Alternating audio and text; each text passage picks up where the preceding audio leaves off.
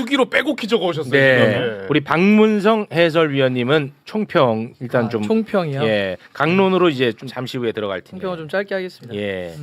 제가 봤던 월드컵 경기 중에 최악의 경기였어요. 최악이었어요. 근데 이게 참 놀랬다. 받아들이기가 어려운 게 이런 거죠. 멤버는 역대 가장 좋은 멤버인데 경기력과 결과는 역대 최악의 상황이 나왔단 말이에요. 열받아. 이걸 우리가 어떻게 받아들여야 되지? 어떻게 해석해야 되지? 일단 이게 느낌이었고요. 네. 전술적으로 굉장히 게을러요. 너무 게으릅니다. 없다는 얘기는 안 할게요. 상대는 우리가 어떻게 경기 나올지를 다 알고 나와죠. 네. 그러니까 일단 부분적으로 얘기하실 테니까 예를 들면 우리는 공격의 패턴 같은 게 별로 없어요. 약속된 플레이가 없으니까 선수에 의존하죠. 누구에게 의존하죠? 이강인에게. 이강인. 그러니까 상대가 딱 시작했는데 이강인을 묶기 시작하더라고요, 상대가. 네. 그리고 왼발을 잘 쓰고 어떤 동작을 갖고 있다는 걸 알더라고요. 그래서 끊어내면 뒷공간으로 놓아줘요. 아, 준비했구나. 근데 우리는 제가 진짜 이번에 황당했던 게 이런 건데 왜 남아공인데 앞에 두 경기랑 똑같이 싸우지? 왜 체코 멕시코하고 똑같이 우리가 경기를 하지? 체코 멕시코는 오케이 상대 강했다 치자. 유럽이고 홈팀이야. 내려와 수비적으로 쌀 수 있어요. 남아공한테 왜 우리가 수비적으로 써? 상대 약점에 대한 분석도 없어요. 상대는 골키퍼 윌리엄스라는 선수하고 센터백이 빌드업을 할 때 계속 볼을 주고 나와요. 그럴 때 상대가 거기서부터 전방 압박을 강하게 붙잖아요. 실수가 꼭 나옵니다.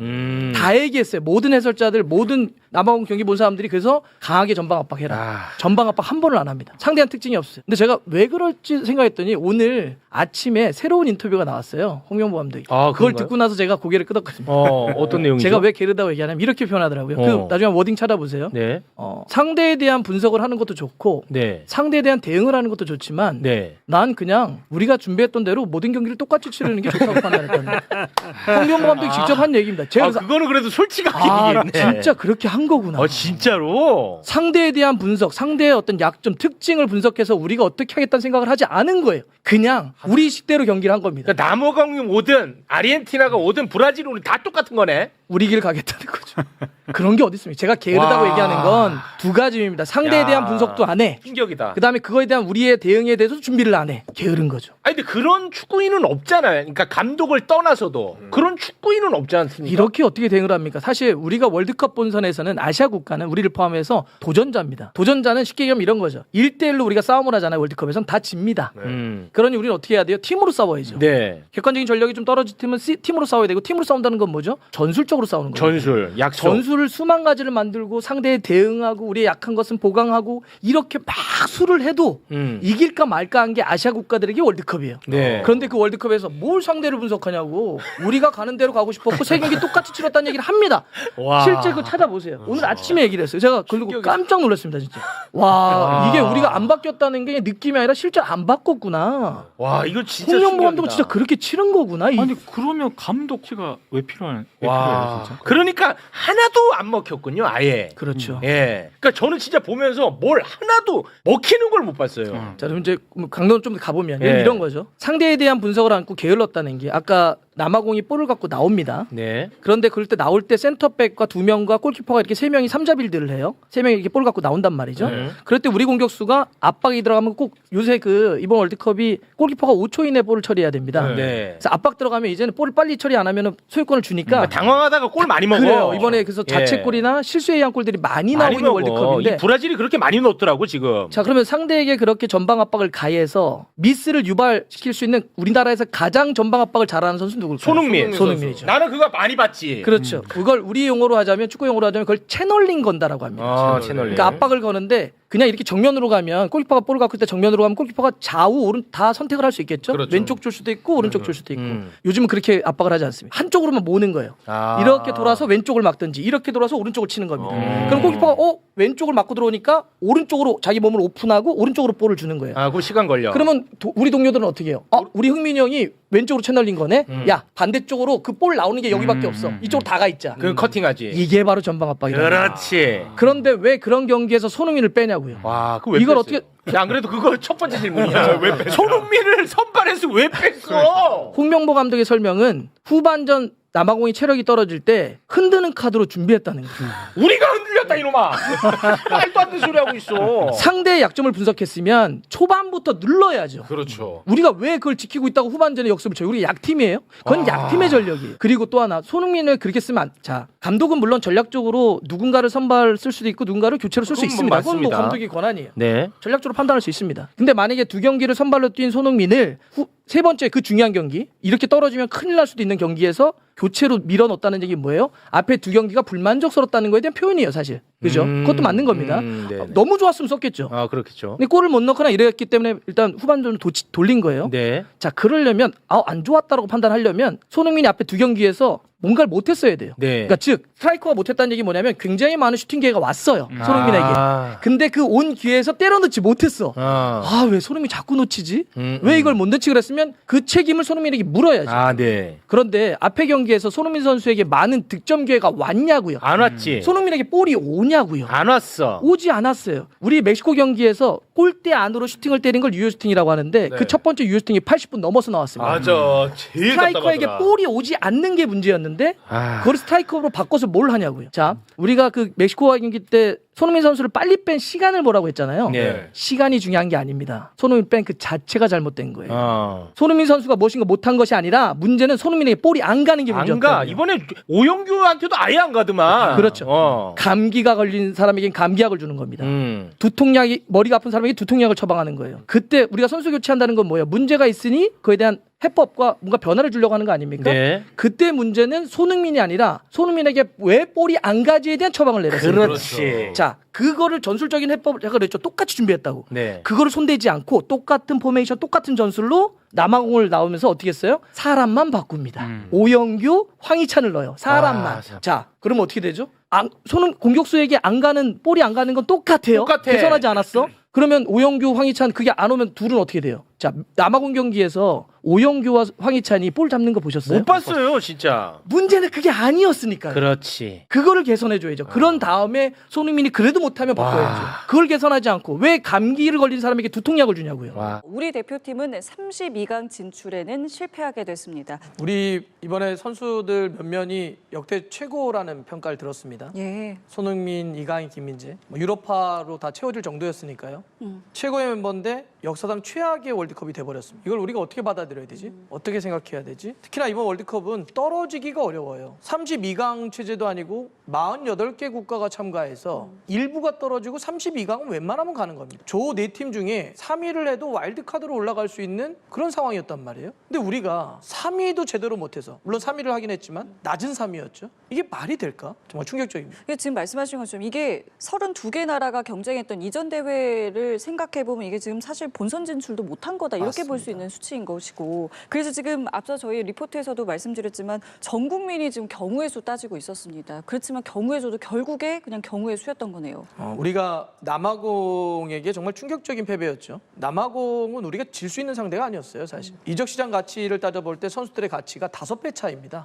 우리가 아무리 뭐 여러 가지 무더위나 뭘 얘기하더라도 네. 상대가 되는 팀이 아니었어요. 그 팀에게 졌단 말이죠. 네. 그리고 한번 생각해 보시죠. 지금 3일 정도를 다른 팀들의 경기를 계속 지켜봤어요. 저는 우리 지켜보는 그 사람들의 마음이 어땠을까? 저도 그랬지만 좀 약간 참담하다? 또 한편으로는 어떤 생각을 했냐면 우리 선수들은 어땠을까? 경기를 다 끝내놓고 숙소에 돌아가서 다른 나라의 경기 결과를 기다리는 거예요. 그렇죠. 누구랑 싸울지 언제 싸울지 혹은 떨어질지 아무것도 모른 채 그 대단한 선수들이 그냥 이렇게 넉넉히 기다리는 겁니다. 이런 상황을 왜 만들었습니까? 이건 너무한 거죠. 이런 상황 왜 만들어졌다고 생각하세요? 어디서부터 좀 문제였다고 개인적으로 생각하세요? 이번 대회만 놓고 보면 홍명보 감독이 당연히 책임이죠. 이 정도 좋은 멤버를 가지고 이 정도밖에 못했을 때 네. 결과도 결과지만 내용을 아마 보신 분들은 답답하다. 왜 이렇게 경기를 못하냐. 경기력에 대한 문제였단 말이죠. 홍명보 감독이 남아공과 경기 끝난 다음에 다음날 기자들에게 이런 얘기를 합니다. 나는 3경기 체코, 멕시코, 남아공 똑같은 전술을 싸웠다. 상대에 대한 대비, 상대에 대한 어떤 대응 전술 특별히 고민하지 않았다. 우리가 잘하는 대로 싸우려고 했다 이렇게 얘기했단 말이에요. 솔직히 좀 놀라운 얘기였어요. 누구나 다 축구를 다 보고 계시지만 체코, 멕시코, 남아공 스타일이 다르다. 다르죠. 전력도 다릅니다. 홈팀 멕시코라고 한다면 수비적으로 싸우는 거 받아들일 수 있어요. 남아공을 상대로도 왜 똑같이 싸워요? 남아공을 상대로도 왜 수비적으로 싸웁니까? 김민재를 빼고 박진섭을 넣는 그런 교체 카드를 우리가 어떻게 받아들여야 됩니까? 그러니까 이번 대회만 놓고 보면 이 정도 좋은 멤버를 가지고 이 정도 경기를 했으면 이건 감독의 책임이 맞고요. 길게 보면 그런 홍명보 감독을 절차를 위반하면서까지 뽑아서 3년 동안 내내 대표팀과 이 축구 관련한 게 시끄러웠습니다. 이 논란을 일으켰고 이 논란을 제대로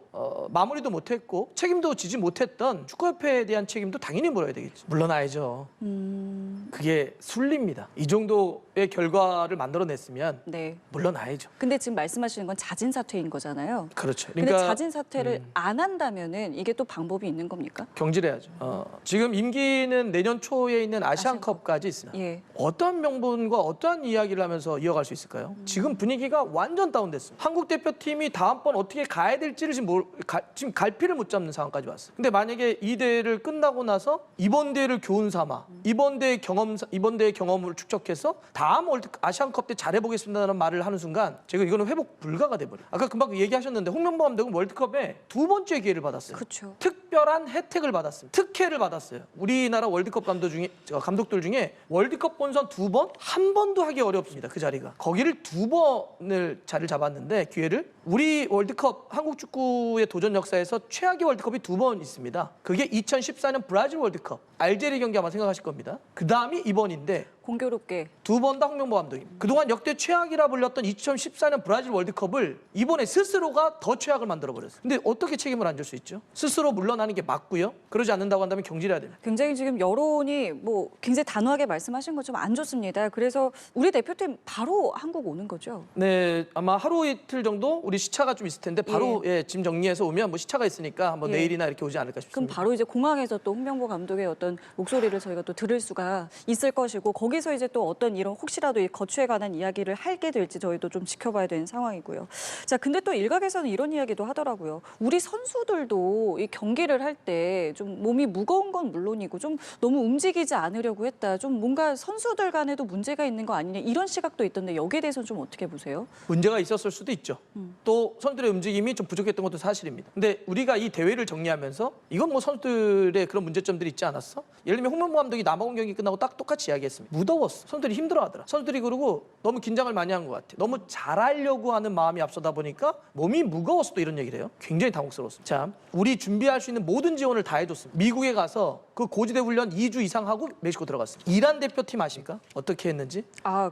그렇죠. 미국과의 문제 때문에 입국도 안 되고 사전 캠프도 못 하고 정말 떠돌이 생활을 하면서 했는데 싸우는 거 아마 보신 분들은 와 이렇게도 싸우는구나. 자, 제가 무슨 얘기를 하냐면 선수들이 만약에 그런 컨디션 조절에 실패했다면 혹은 무슨 갈등이 있었다고 한다면 그거를 관리하는 게 누굽니까? 감독이라는 말씀이시죠? 당연하죠. 그런 어떤 조직과 팀을 관리하라고 감독을 유럽에서는 코치라고는 표현을 안 쓰고 매니저라고 표현을 씁니다. 그런 걸 매니징 관리하라는 거예요. 선수들이 그렇다고 치더라도 그걸 관리 못한 매니저의 책임이 맞죠. 그걸 탓해서는 안 됩니다. 그러니까 결국에 뭐 선수들의 문제가 있었다 손치더라도 그 또한 이제 감독의 몫이었다라는 말씀을 해주셨고 지난번 클린스만 감독 때 혹시 기억나십니까? 어떤 클린스만 말씀이세요? 감독이 아시안컵을 망쳐놓고 와서 네네. 선수 탓을 했죠. 아, 그쵸. 네 기억납니다. 분이 있어서 망가졌다고 얘기했죠. 예. 그때 제가 그런 얘기 했었는데 네 분이 있어도 그거를 안으로 이야기를 서로 풀어서 다시 시너지로 가는 게 감독이에요. 저기 또 그 밖으로 또 얘기를 또 했으니까 근데 더 큰 그거를 문제가 기자들 됐죠. 앞에서 얘기를 해요? 그쵸. 그리고 협회는 그걸 또 인정을 해요? 그러면서 사실 그 안 좋은 분위기가 지금까지 온 거 아닙니까? 그렇죠. 그리고 계속 그런 시선으로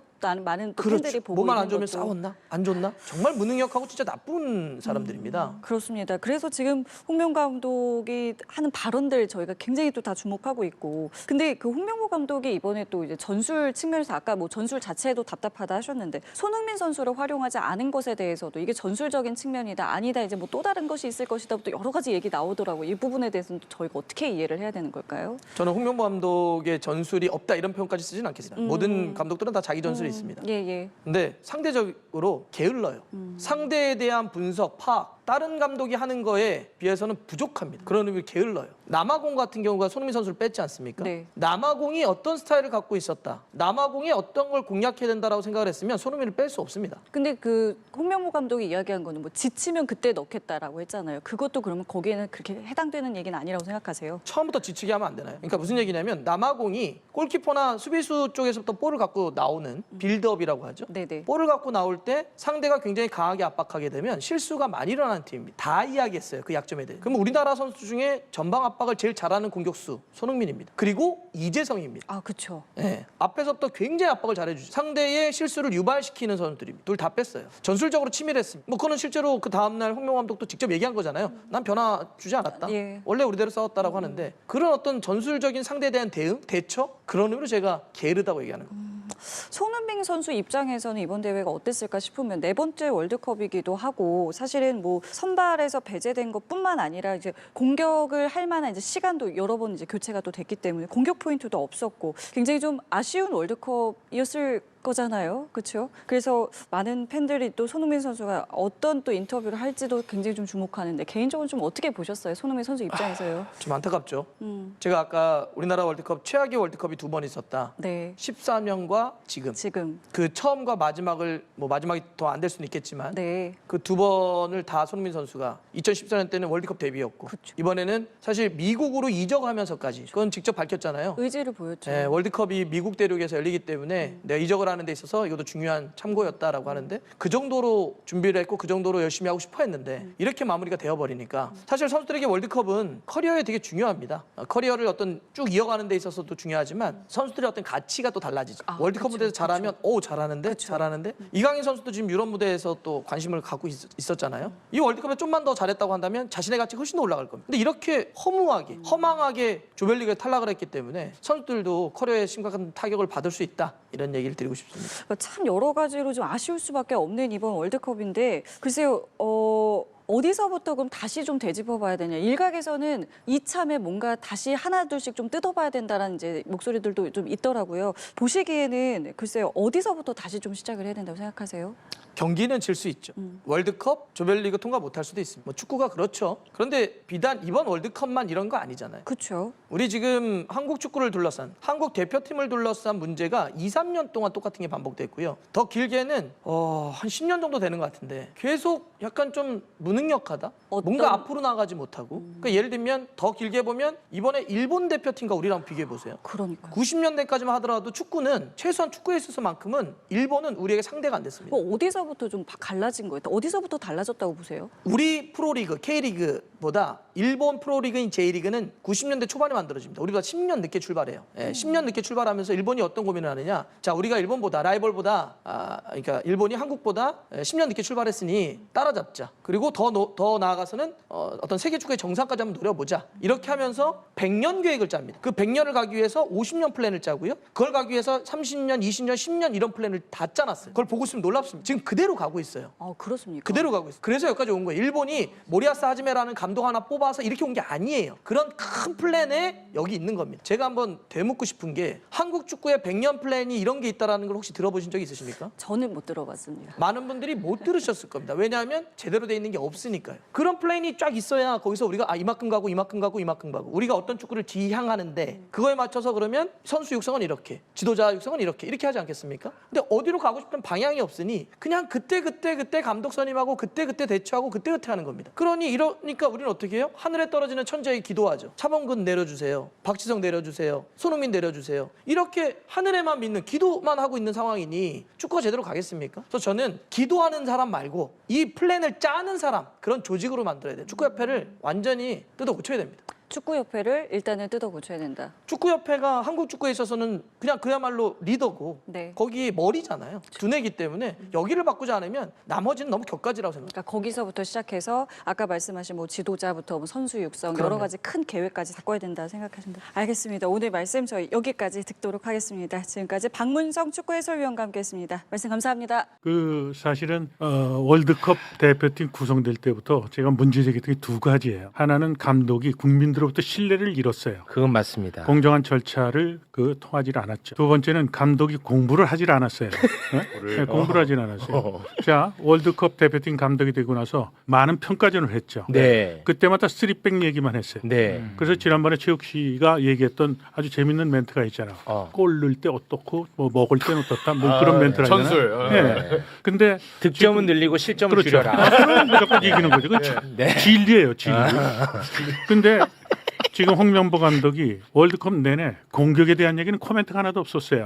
맞네. 지금 박문성 위원이 얘기했던 것은 그 방법론적 시각에서 어떻게 공격을 할 것인지에 대한 패턴이 개발이 돼야 되는 거예요. 네. 그렇다면 손흥민 선수는 두 가지 패턴을 갖고 준비를 해야 돼요. 하나는 손흥민 선수가 움직임에 따라서 상대 수비가 숫자상으로 그쪽에 많이 쏠릴 수 있겠죠. 네. 그렇다면 그 이점을 이용하는 숫자상의 우위를 확보하는 전술적인 어택에 대한 것을 연구를 해야 되고 개발을 해야 되고 또 두 번째는 손흥민 선수가 그 포지션에 대해서 상대가 묶으려고 그러면 처져서 하거나 그죠? 메시가 이번에 월드컵 때 첫 경기 해트릭 했고 두 번째 경기 두 골을 넣었죠. 네. 메시 선수의 움직임을 보면 전방에 스트라이커로 포지션은 나오지만 실제로 경기 때마다 무빙이 굉장히 많아요. 그리고 그 선수의 움직임에 따라서 나머지 선수는 메시가 움직이는 거에 대해서 그 빈자리를 메꿔줘요. 맞아. 그게 팀의 리더예요. 그 팀의 리더인데 그런 부분에 대해서 전술적인 공부가 전혀 안 돼 있었던 거예요. 지금 아까 얘기했듯이 한국팀은 똑같은 패턴을 갖고 해요. 비가 오는 날도 만약에 예를 들어 장화를 평일날 신으면 어떻게 되겠어요? 땀 차요. 그래 땀이 차죠. 그리고 네. 무거워지죠. 네. 지금 감독이 아까 그래서 제가 지금 남아공 감독과 한국 감독의 그것이 가장 중요하다고 저는 봤던 거예요. 그런데 지금 경기가 끝났는데도 하루가 지났는데도 자기는 연습 때는 잘 됐는데 뭐가 잘못됐는지 모른다고 얘기를 해요. 골치 아파 이게. 네? 지금 한국 축구는 골치 가장 아프다. 이 문제가 그러면 선수들이 지금 유럽에서 뛰고 있는 선수들 그다음에 남아공 선수들은 지난 해에 있었던 세계 클럽 월드컵에 나왔던 해외파들을 거의 뽑질 않았었어요. 그 팀을 중심으로 해서 선수를 구성했어요. 그 이유가 있어요. 시간이 없었어요. 시간이. 네. 또 그쪽에는 경제적인 여러 가지 어려움도 있었고요. 그렇게 대응하는데 한국은 전술적인 준비가 전혀 안 돼 있고 상대 팀에 아까 얘기를 했잖아요. 그 감독은 어떤 얘기를 했느냐. 우리는 새로운 역사를. 그게 바로 어떤 거냐. 모티베이션이었었어요. 모티베이션을 가동을 해서 체력적으로 기술적으로 떨어지는 것을 걔들은 꿈이라는 것을 전달을 했는데 우리는 꿈커녕 손흥민 선수가 빠지는 그 순간에 한국 대표팀의 분위기를 한번 생각해 보세요. 나는 그게 컸다고 봐요. 그렇죠. 제가 아니 저도 대한민국 리더가 그럼 야 망신 아니냐 그렇죠. 팀원들한테도. 제가 대한민국의 최고 축구 잘하는 데만 저는 다 거친 사람입니다. 네. 예? 선수는 동물적으로 다 알아요. 그렇지. 체육 감독이 나하고 갑자기 눈을 안 마주치네. 밥 먹을 때도 감독이 저쪽으로 가. 화장실 갈 때 나랑 눈이 마주쳤는데 갑자기 저쪽에 서 있다가 내가 나오면 가. 그건 게임을 안 띠키는 거예요.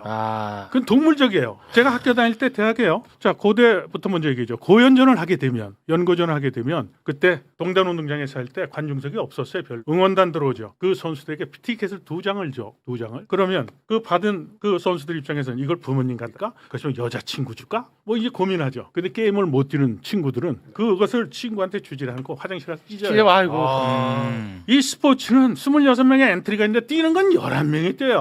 11명이 뛰는데 그 선수들이 대표팀에 있는 선수는 한 선수 한 선수가 모두 자신심을 갖고 있어요. 그렇지. 근데 우리 팀의 상징이자 캡틴인 손흥민이야. 당연히 경기에 출전할 것 같은데 득점왕이다. 득점왕. 저는 홍명보 감독이 이틀 전 3일 전에 인터뷰할 때 알았어요. 손흥민은 벤치 어묵을 이번 경기는요 우리가 3자리 4자리 바꿀 겁니다. 그 바보죠. 상대팀은 지금 전술에 대한 거 우리 걸 다 하고 있는데 우리가 지금 작전 그 변경되는 거에서요. 그렇게 얘기를 해요. 저는 직감적으로 손흥민 빼놔. 그랬어요. 당연하죠. 그것을 자랑스럽게 얘기하는데 그러면 홍명보 감독과 손흥민의 상관관계에 대해서 우리가 지금 왜 뺐냐 그랬잖아요. 네. 자 유추되는 거 한 가지만 얘기해요. 과거에 우리가 아시안컵에서 망신당했죠. 네. 그때 손흥민 아버지가 무슨 얘기를 했느냐. 한국은 아시안컵에서 우승하면 안 된다. 노력도 안 하고 투자도 안 하고 축구협회 행정이 이러니까 우승하면 한국 축구는 그것이 잘하는 것처럼 다 덮여지니까 자 그런 사건이 있었어요. 그러면 축구계 카르텔에 정점 있는 사람 누구죠? 그런 카르텔에 그렇게 유추하시는구나. 저는 유추를 합니다. 야, 이거 또 경기를 망쳐요? 그 일리 있어. 근데 아니 너 같으면 야 득점왕이야 손흥민이 프리미어리그 득점왕 빼냐? 다른 왜 아니 근데 빼냐고. 그거는 객관적인 거는 지금 박문성 의원이나 저만 얘기하는 게 아니라 BBC에서도 얘기하고 미국에서도 그 경기에 출전했을 때 순간적으로 스프린트하는 그 속도를 보니까 손흥민이 제일 빠른 축이야. 빠른 축이야. 근데 왜 빼냐 이거예요. 어. 더 열받은 건 BBC 쪽. 그다음에 영국 쪽에서 볼 때는 야 우리 프리미어리그의 득점왕인데 얘를 왜 빼니? 얘를 왜 빼니? 전 세계적 우리 예를 들어서 2002 월드컵 멤버들도 비판을 하고 있잖아요. 교체 타임이나 그다음에 손흥민을 스타팅 멤버로 안 낸 거에 대해서 지적을 하는데 그렇다면 지금 거기에 동료 후배 선수는 어떻게 됐을까요? 전쟁에 나갈 때 왜 북을 치고 그리고 노래를 부르고 나갑니까? 기세를 올리는 거 아닙니까? 근데 스타팅 멤버를 발표하는데 손흥민이가 빠졌어. 그래서 제가 방송하면서 유튜브에서 모험이란 표현을 썼어요. 예? 모험. 모험. 홍명보의 모험인데 그거는 굉장히 성공할 확률이 네. 떨어진다라고 제가 시기하고 또 하나의 이제 실험적인 도전 모험은 김민재를 또 갑자기 빼버렸습니다. 갑자기. 그래서 다들 막 해설진들이 당황하는 거야. 타이밍도 이상하고 김민재를 왜 빼? 근데 김민재 선수를 빼고 그럼 공격수를 넣나? 그런 줄 알았어. 근데 수비. 수비수를 딱 넣더라고. 그래서 다들 궁금해해가지고 물어봤는데 홍명보는 김민재 선수의 종아리 부상을 얘기를 하더라고요. 네. 근데 그거는 사실이 아닌 것 같던데. 근데 지금 오늘 또 기자들 불러서 얘기를 하면서는 그러니까 김민재 선수가 나가면서 이렇게 약간 좀 좀 약간 이제 불만 표시했죠. 이게 선수 교체가 그거에 대한 불만이 아니라 자꾸 경기하는데 좀 간격이 벌어져가지고 이걸 어떻게 해야 됩니다라고 해명을 했어요. 네. 그러니까 우리의 그 진실까지는 잘 모르겠습니다. 일단 이렇게 해명을 네. 했는데 저도 이제 아까 좀 저 김민재도 마찬가지고. 그러니까 예를 들면 김민재를 빼고 그런 상황에서 좀 더 아이디어 있게 혹은 변화를 주기 위해서 어떤 변화를 좀 줄 수 있지 않냐. 포메이션 전술적인 이런 거 잘 안 주잖아요. 네. 그러니까 홍명보 감독이 원래 스타일이 그래요. 네. 그 경기나 이것 때마다 포메이션의 전술 변화 별로 주는 감독이 아닙니다. 네. 그런데다가 아까 그랬잖아요. 그렇게 하기로 했다고 이번 월드컵. 네. 세대에 똑같이 하기로 한 거예요. 일단 그걸 이해하셨으면 좋겠고. 아니 그래도 0대1로 지고 있어. 그러면 우리가 이제 큰일 나잖아. 0대1로 마무리되면 총 공격 그냥 뭐 벤치 멤버까지 그냥 다 토탈 사커. 그러니까 다 올라가야 될 거 아니야. 근데도 그대로 수비 위주의 전술로 가더라고요. 지고 있는 상황에. 지고 있는데 나는 그거 진짜 놀랬거든요. 그거 좀 설명해 주세요. 일단 홍명보 감독의 머릿속에 들어가지 않는 이상 그러니까 사실 일반적으로는 이해하기가 좀 어렵어요. 근데 누군가는 이렇게 추측하게 하더라고요. 저는 그게 납득이 잘 안 되긴 하는데 거기서 추가 실점을 할 경우 3위의 와일드카드를 계산할 때 훨씬 더 불리한 조건이 있을 수 있기 때문에 지더라도 골 득실에 대한 거를 줄이고 싶어 했다 이런 설명을 하더라고요. 근데 저는 그거는 그것까지 계산해서 수비를 하려고 했다 보기 좀 어려울 것 같은데. 그러니까 그렇게 계산적이면은 우리가 왜 1등할 계산을 안 하고?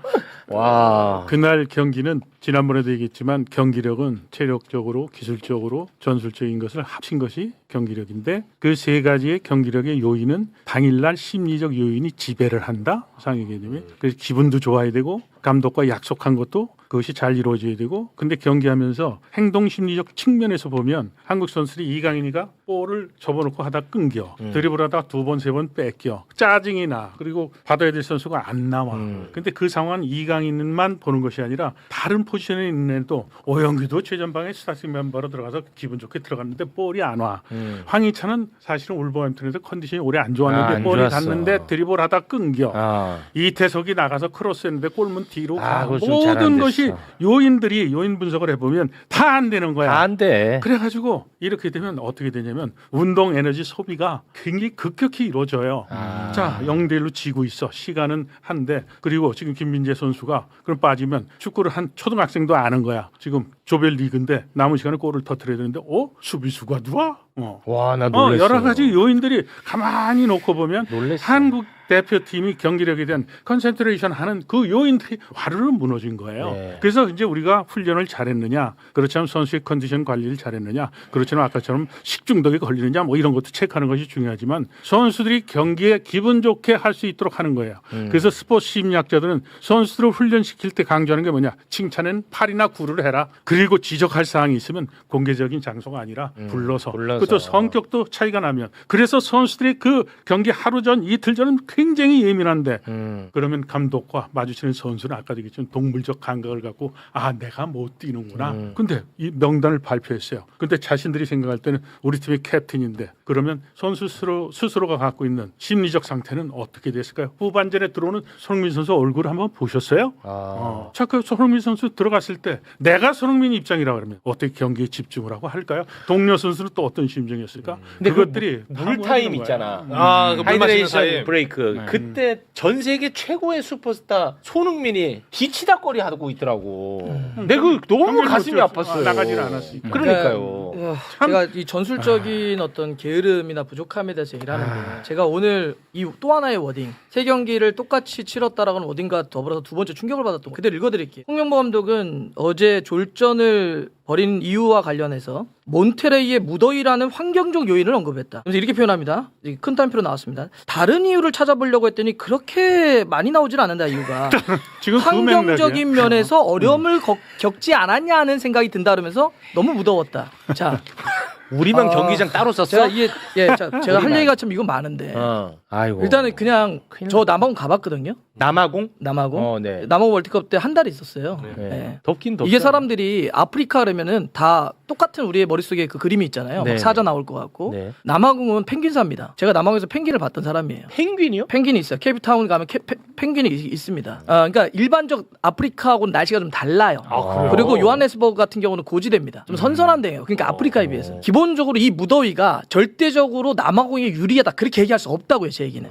우리에게 불리하다 얘기할 수 없다고요. 그리고 두 번째, 무더운 거 몰랐습니까? 알았잖아요. 그렇죠. 알았죠. 알고 있는 것은 더 이상 변수가 아닙니다. 상수죠. 무더위 아까 그 남아공 감독을 얘기했는데 그걸 알고 대비했다는 거 아니에요. 그렇죠. 우리는 무더운 거 몰랐어요. 그걸 알고 대비를 해야 될 거 아니에요. 근데 무더위가 우리의 문제를 야기했다. 다른 문제를 잘 모르겠다. 그게 문제인 거예요. 그래서 났어요. 제가 전술적으로 게으르다고 표현하는 거고. 큰일 났어요. 아까 제가 뭐 손흥민 얘기만 잠깐 한번 해볼게요. 손흥민 선수를 그러면 어떻게 잘 써야지를 고민해야 되는 거 아닙니까? 당연하지. 손흥민을 잘 쓰기 위해서 선택한 게 빼는 걸 통해서 잘 쓰기로 결정합니다. 자 봐요. 아 이거 진짜 이거는 한번 이 웃을 일이 아니야. 메시가 지금 우리 나이로 40입니다. 메시는 물론 전성기 때도 활동량이 많은 선수는 아니에요. 네. 원래 한 6kg, 7kg 정도 뜁니다. 그러니까 나이 들어서 잘할 수 있는 거예요. 네. 순간적인 움직임이나 워낙 영리하니까. 하지만 그럼에도 불구하고 메시를 대표팀에서 중심적으로 쓰려고 그러면 메시가 그래도 만이다 보니까 부족한 것들을 채워야 되잖아요. 네. 그래서 아르헨티나의 스칼로니 감독은 어떻게 하느냐? 그냥 우리가 쉽게 이해할 수 있는 표현대로 하면 호위무사들을 붙입니다. 메시가 부족한 예를 들면 활동량 수비 이걸 호위무사 데폴이라든지 붙여요. 그래서 엔소 페르난데스는 붙여가지고 오면 그냥 막 야 메시 형한테 오지 마. 막 가요. 팀으로서 완성시키는 거예요. 맞아. 우리가 갖고 있는 최고의 무기는 아르헨티나는 메시입니다. 메시라는 그 칼을 쓰려면 어떻게 써야 된다? 그 칼을 더 빛나게 해야 되는데 그렇지. 그 부족한 칼집을 만들어주는 겁니다. 그게 감독이 할 일이에요. 맞아. 아니 우리가 만약에 메시가 있는데 아르헨티나가 메시가 뭐 뛰는 게 좀 부족하니까 빼야지 이런 사람들이 뭐라고 했어요? 바보 아니야? 그럼 상대 선수도 메시를 좀 만만하게 볼 것 같아. 그러기도 하고 메시와 손흥민 같은 선수들은 뭐가 있냐면 존재만 갖고도 상대를 끌어당깁니다. 당연하지. 그건 축구를 보시면 다 이번에 우리가 앞에 경기도 그랬잖아요. 네. 손흥민 선수가 앞 뒷공간으로 배우러 가요. 네. 그럼 어떤 수비수가 안 따라옵니까? 그렇습니다. 앞으로 만약에 이렇게 볼을 잡으려고 나와요. 그럼 어떤 수비가 안 따라갑니까? 그럼으로써 동료의 공간이 나오죠. 공간 즉 나지. 제가 드리고 싶은 얘기는 무더워서 진 게 아니라니까. 끝나고 나서도 무더워서 졌다고 하면 어떡해요? 아이고. 상대는 했으면 우리도 전술적으로 준비를 해야 된다는 거예요. 그거는 핑계로 전 봐요. 핑계로. 자, 브루스 감독이 인터뷰할 때 이런 얘기를 해요. 경기 결과를 제외하고 내일 경기, 그 전날이니까 내일 경기에 대해 모든 것을 파악하고 있다. 승리를 위해 최선을 다할 것이다. 대한민국의 전력과 경기 방식에 대해 놓친 부분은 전혀 없다. 분석은 이미 끝났다. 완벽하게. 장점을 본세하고 약점을 공략할 것이다. 약점은 무엇인지 말씀드릴 수는 없다. 와. 양해를 구한다. 자, 그러면서 했던 얘기가 뭐냐면 자, 한국은 멕시코에서 첫 번째, 두 번째 경기를 했다. 그런데 우리는 두 번째 경기를 미국 가서 경기를 하다. 그러니까 피로는 우리가 더 있다. 그렇지만 우리는 아프리카인이다. 그것이 아프리카인이란 의미는 두 가지가 있는데 아까 이제 더위나 이것에 적응력이 문제가 아니라 그 지금 월드컵에서 지금 얘기하면서 모티베이션에 대한 얘기를 하는데 자신들의 약점을 나열을 해요. 지쳤다. 그리고 시차 적응도 문제다. 됐습니까? 그리고 첫 경기는 멕시코 시티에 했고 일주일 후에는 시차가 있는 애틀란타에 가서 경기를 하고 왔다. 체코하고. 그리고 한국 경기를 위해서 몬트레이 왔는데 그렇다면 우리는 어떻게 해야 될까? 그러면 자기가 갖고 있는 시차와 체력적인 소모에 대한 것을 이미 다 그것을 준비를 했죠. 준비했다는 자, 거죠. 홍명보 감독 네. 지고 나서 생뚱맞게. 자, 우리가 무더워가지고 아. 어떻게 그게 이해가 그래. 돼요? 아 그러면 이제 선풍기 들고 다니고 저 시간 관계상 지금 다음 이제 국회의장님이 또 나와 계셔가지고 좀 빠르게 좀 진행을 해야 될 것 같은데 어찌됐든 우리가 이렇게 이야기를 하는 것은 또 다음을 위해서 얘기하는 거 아니겠습니까? 네. 아 그런데 이번에 총 48개국이 참가를 했어요. 이번에 처음 바뀐 거야. 네. 그래서 12개조거든요. 12개조에서 2위까지는 24개국이지. 네. 32강에 다 진출을 합니다. 2위까지 무조건 진출이야. 아, 근데 우리는 3위야. 그러니까 3위 팀 12개국 중에 8개국만이 32강에 진출을 합니다. 오케이. 아, 네. 그러니까 이런 거 하는 것도 내 자신도 너무 추한데 네. 하긴 해야 돼. 그래서 12개국 가운데 8위를 해야 되는 거예요. 8위 안에만 8위 들면 안에 들면 우리가 32강 올라가는 거예요. 네. 그래서 지금까지의 상황 잠깐 좀 띄워주시겠습니까? 지금까지의 상황 현재 간당간당 6위에 올라와 있는 그런 상황입니다. 이제 여기 보시면 아시겠습니다만 이제 경기가 2로 표기된 국가들이 많이 남아 있잖아. 네네네. 요 결과에 따라서 우리의 순위가 이제 또 결정이 나는 겁니다. 요거 좀 설명해 주시죠. 그러니까 우리가 이제 킹우의 민족이잖아요. 아이 그러지 마. 아니, 그러니까 너무 속상해. 경우의 수를 워낙 많이 따지니까. 속상해. 근데 이런 것까지 경우의 수를 따지 몰랐어요. 아니 속상하다고. 제가 조 3위의 와일드카드까지 따져야 될지 모르겠는데 아유. 한번 다시 한번 보여주시죠. 네. 원래 이게 지금 오늘 바로 최근 업데이트입니다. 네. 오늘 3경기가 있었어요. 네. 근데 우리가 원했던 3경기에서 결과가 하나도 안 나왔습니다. 그래서 저기 밀린 거예요. 그러니까 원했던 결과 반대로 나왔지. 그렇죠. 예를 들면 일본이 일본. 스웨덴을 2골 차 이상으로 이겨야 되는데 뭐 1골 차로 이긴다든지 3경기가 다 우리가 원치 않은 결과가 나와서 순위가 밀린 겁니다. 밀렸습니다. 원래 조이스 3위 딱 했을 때는 요새 이제 슈퍼컴퓨터가 돌잖아요.